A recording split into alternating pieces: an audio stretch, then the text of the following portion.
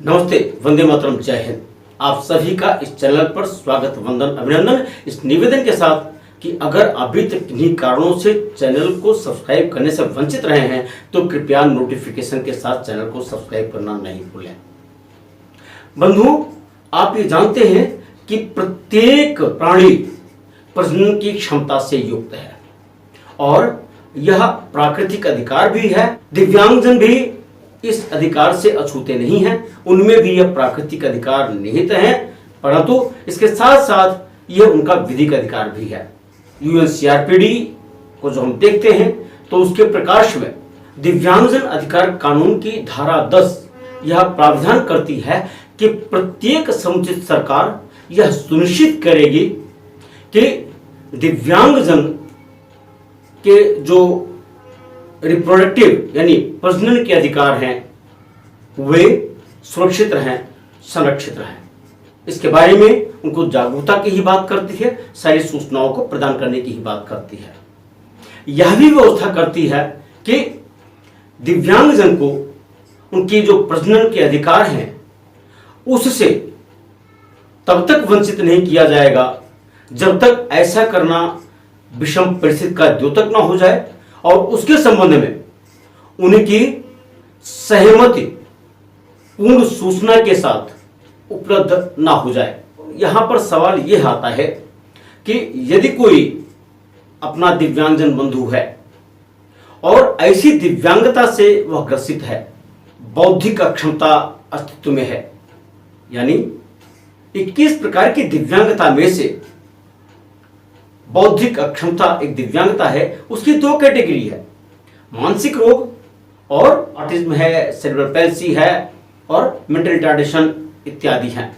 तो ऐसी दशा में भी उनकी दिव्यांगता के दृष्टिगत रखते हुए उनको उनके प्रजनन की क्षमता से वंचित नहीं किया जा सकता।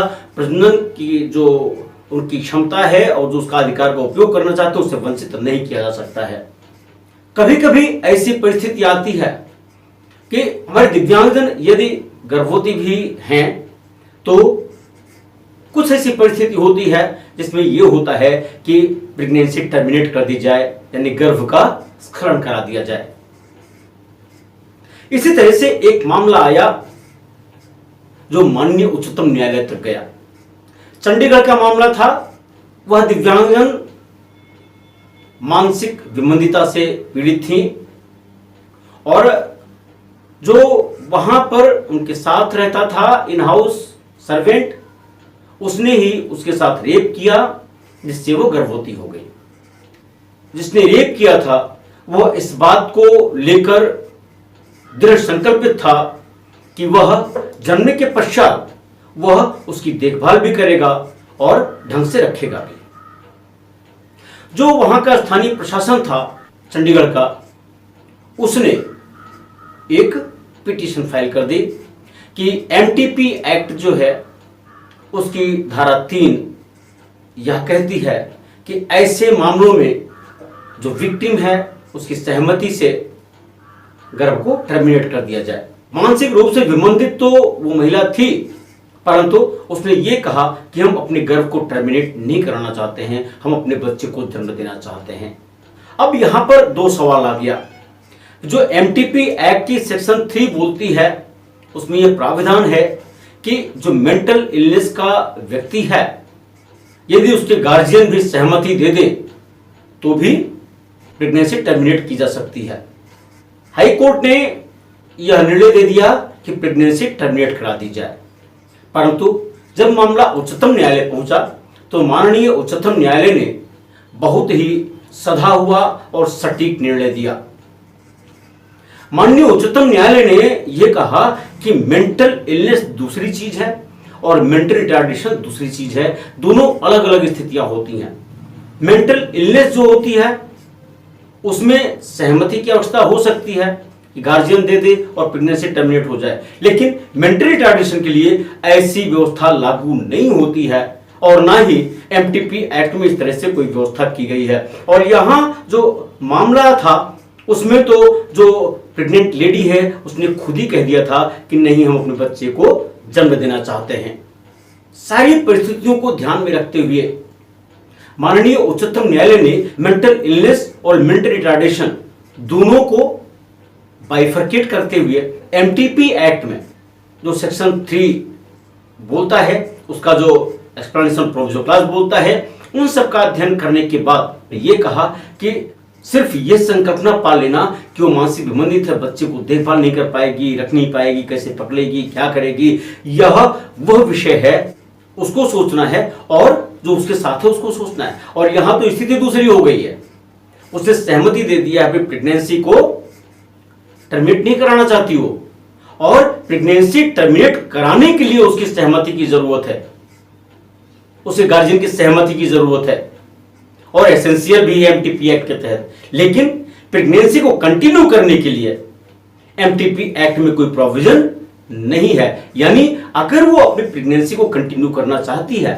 तो उसके अधिकार को आप रोक नहीं सकते हैं। और इस तरह से माननीय उच्चतम न्यायालय ने एमटीपी एक्ट के प्रकाश में भी और दिव्यांगजन अधिकार कानून 1995 का हवाला देते हुए यूएनसीआरपीडी के आर्टिकल का हवाला देते हुए कहा कि यूएनसीआरपीडी इसकी व्यवस्था करता है। भारत सरकार भी 2007 में यूएनसीआरपीडी पर हस्ताक्षर कर चुकी है, सिग्नेटरी कंट्री है, इसलिए यह बाइंडिंग भी है।